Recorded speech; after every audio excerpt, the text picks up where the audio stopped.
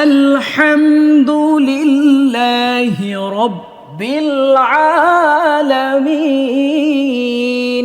আলহামদু হবে হায়ের উচ্চারণ সঠিকভাবে যদি না পড়ি অর্থ হবে সমস্ত নিন্দা আল্লাহ তাআলার জন্য।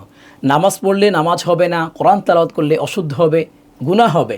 এই জন্য সঠিক উচ্চারণ হবে আলহামদু, সমস্ত প্রশংসা আল্লাহ তাআলার জন্য। আলহামদুলিল্লাহি রাব্বিল আলামিন আর রহমানির রহিম মালিকি ইয়াউমিদ্দিন ইয়াকা না'বুদু আইনের উচ্চারণ খেয়াল করেন। ইয়াকা না'বুদু ওয়া ইয়াকা নাস্তাঈন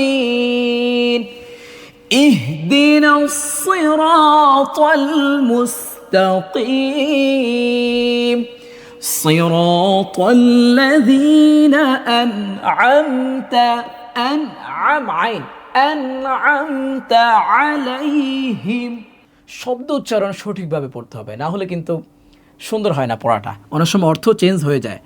গায়রিল মাগদুবি আলাইহিম ওয়ালাদ-দাল্লিন। আমিন।